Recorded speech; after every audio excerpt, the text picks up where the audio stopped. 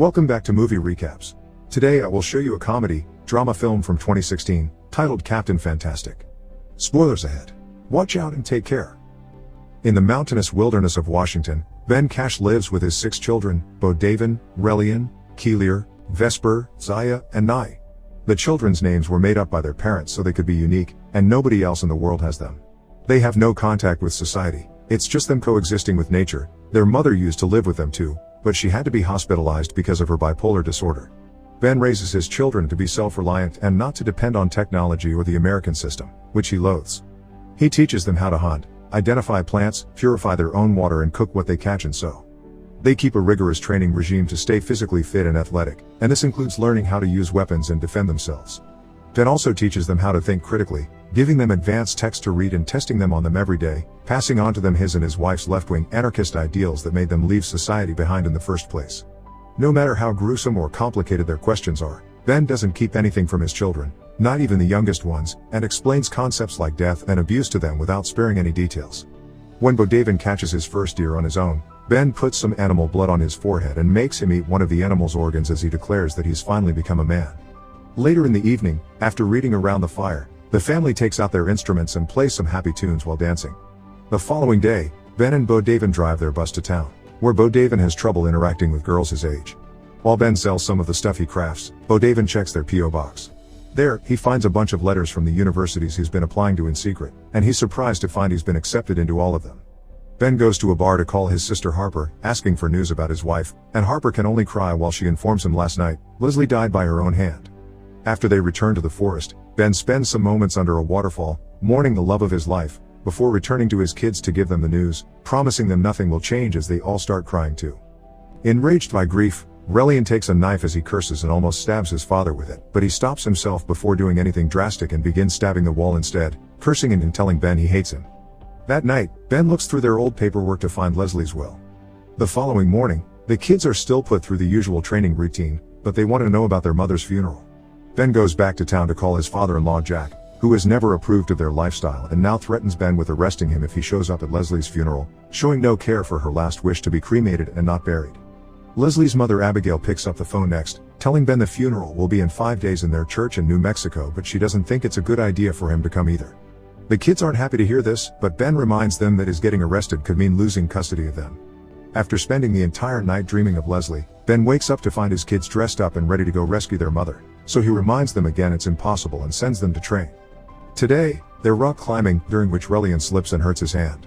Instead of helping him or comforting him though, Ben guides him to withstand the pain and keep going, reminding him there will be times he'll have nobody to help and he needs to know how to survive on those occasions. Once training is over, Ben notices the kids' mood is really low, so he decides they'll be going to the funeral after all. They spend long hours on the road, only parking to sleep or stopping by the bank to withdraw some money. On their second day of traveling, they're stopped by the police, who checks Ben's license and registration, then enters the bus when he notices the kids aren't at school and there is a bunch of books around.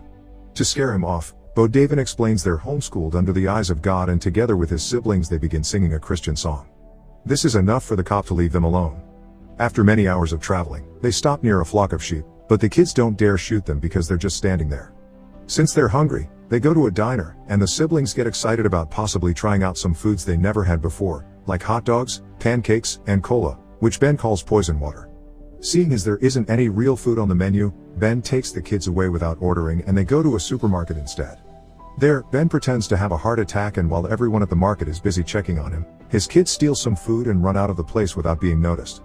Only one of them stays behind to give Ben a fake pill that he takes to pretend to feel better so he can leave as well. Afterward, they go to a nearby park to eat what they stole, and Ben reveals a cake because they'll be celebrating in advance Noam Chomsky Day, a holiday they made up after the famous philosopher. Ben has brought weapons for everyone as gifts, but Relian isn't happy. He wishes they could celebrate Christmas like normal people. His father asks him to present a case and make a good argument, but Relian isn't in the mood for it and just returns to the bus. Their traveling eventually takes them to Ben's sister's house. Harper lives with her husband Dave and their sons Justin and Jackson, who make fun of the siblings for not knowing famous brands. Things get awkward over dinner because Ben doesn't hold back when it comes to sensitive topics and explains everything in detail, which Harper and Dave don't want their kids to listen to. They go outside and argue about it, so Ben apologizes for not respecting the way things are done in her home. Then the kids come out too because they'll be sleeping in the garden, ignoring the fact Harper prepared the rec room for them. The following morning, Harper and Dave confront Ben and tell him the kids need to go to school and learn about the real world, to which Ben responds by calling her boys and Zaya over. Harper's sons can't answer what the Bill of Rights is, but Zaya can, proving the education they're getting from him is just fine. Shortly after, they go back to the road, and after a bunch of hours traveling, this time they take a break at a motorhome camping site. There, Bo David meets a girl his age called Claire, who thinks he's a little weird but enjoys talking to him anyway. Bo David tells him they're from Paris, that his dad is writing a book, and his mom works on some classified stuff for the government, but he fails to understand many cultural references she makes. They still end up making out, which blows Bo David's mind, and when Claire's mother finds them, he gets on his knees and asks for Claire's hand in marriage after giving a touching speech about how she opened his mind and his horizons. The two women laugh, thinking he's joking, and return to their own van. The next day, Bo David won't stop looking at her through the window while they leave. After such a long trip, they finally make it to New Mexico, so they park the bus on the church's parking lot and sleep there for the night, where Ben dreams of Leslie again. The following morning, the family puts on the best clothes they have and enter the church in the middle of the funeral mass, earning bad looks from Leslie's parents, Jack and Abigail. When the priest reaches the part of his speech where he names Leslie's husband and kids, Ben takes the chance to interrupt him and give a speech of his own. He tells everyone that Leslie was Buddhist and hated organized religion, so she would be hating this farewell, and that on her will, she asked to be cremated while her loved ones celebrate life with song and dance, then her ashes should be thrown down the toilet. Jack can't stand this, so he calls security to drag Ben out, and the kids leave with him.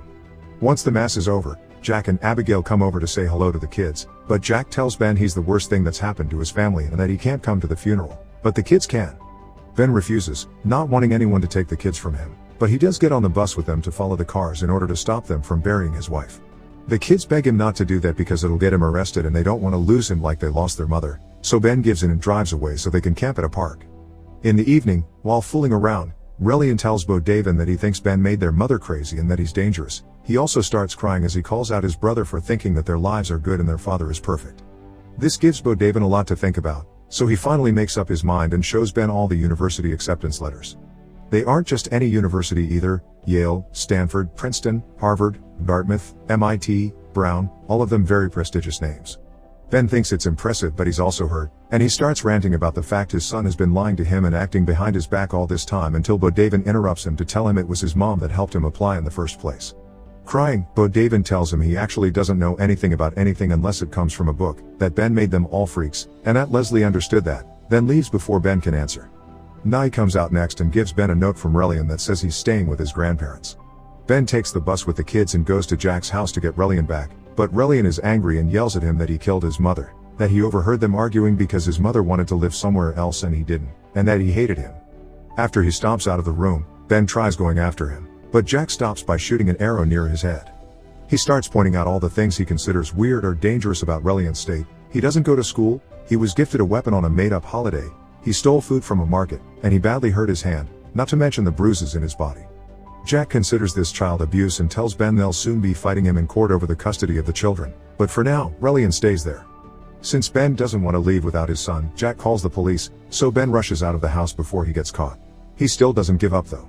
Hidden in the bushes, Ben and the children wait for the cops to leave, then he sends Vesper to climb on the roofs to rescue her brother through a window. Before she makes it there though, one of the roof tiles breaks and she falls down, first on a car and then on the ground. Vesper is rushed to the hospital, and after running some tests, the doctor tells Ben that she has a concussion but thankfully no brain damage, just a broken leg. He points out however that if she had hit her spine a few millimeters lower, she could have died or gotten paralysis. While Vesper recovers, the family stays at Jack's house, and Ben watches how his kids actually have a good time with their grandfather. Abigail takes the opportunity to give him some letters Leslie wrote before Ben asked her parents to get her treatment. They tell her mother that she doesn't need to pick her up anymore, because she and Ben had created the perfect place to live in, that her children would be philosopher kings, and that all this made her very happy, so she wants to get better there with them. Realizing he's made a mistake, Ben tells the children that from now on, they'll live with their grandparents. The kids protest, but Ben sticks to his decision, explaining that he would only ruin their lives. After asking Jack to take good care of them and shaking his hand, Ben leaves on the bus, crying. When he stops at a market for some food, he decides to also buy an electric razor and shave his beard to start this new phase in his life. The following night, while he's camping, he's found by his children, who are surprised by the lack of beard. Relian tells him he doesn't actually hate him, he just wishes he had helped their mother, and Ben agrees before apologizing. After quoting Chomsky, they finally convince their father to rescue their mother, so the family makes their way to the cemetery on their bus, where Bo David shaves his head to match his dad when it comes to marking a new phase in their lives. At the cemetery, they dig out their mother's casket and, after refilling the grave so nobody can tell is empty, they take Leslie to the beach, where after a touching speech, they cremate her while singing her favorite song, Sweet Child of Mine. Sometime later, they go to the airport to throw her ashes in the toilet as she wanted. Then they say their goodbyes to Bo Davin, who is flying abroad to see the world.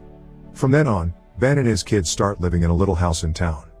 He still teaches them how to coexist with nature, but he also allows them to go to school, finding a perfect middle point between his ideologies and their well-being. Make sure to subscribe and turn on notifications so you can watch more videos like this. Thanks for watching.